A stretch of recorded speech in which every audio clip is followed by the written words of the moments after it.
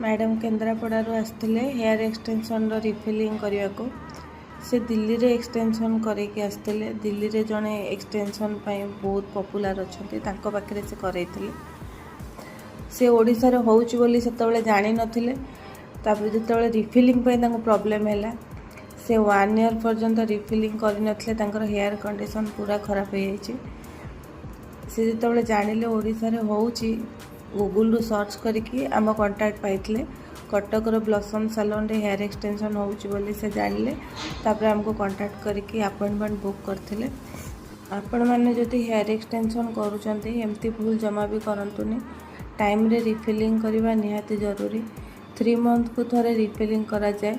Madam 1 year रखिदेले जोथि कि तांकर hair condition एमती हो जाइतला एमती कंडीशन रे काम करबा आम पय भी बहुत डिफिकल्ट थिला हेले भी आमे तांको बेस्ट रिजल्ट देके छाड़िलु। आपण माने जदि हेयर एक्सटेंशन करबा को चाहूचंती तो तळे कांटेक्ट नंबर दिया है आपण कांटेक्ट करके आसी परिबे। ओडिसा रो सब डिस्ट्रिक्ट रु आम पाखक क्लाइंट आसुचंती आपण माने ओडिसा रो जो भी लोकेशन रे थांतो अपॉइंटमेंट बुक करके आपण आसी परिबे।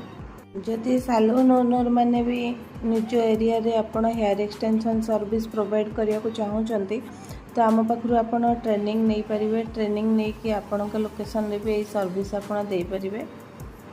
आपण माने हेयर एक्सटेंशन करबा पूर्व जदि आपण मन रे किछि डाउट आसुथबो आपण कॉल करके भी हमको पचारि पारिबे। जदि भाबुथबे हेयर एक्सटेंशन कले हेयर डैमेज हुए सेमती किछि भी हुएनी आफ्टर केयर भी बहुत जरूरी थाए।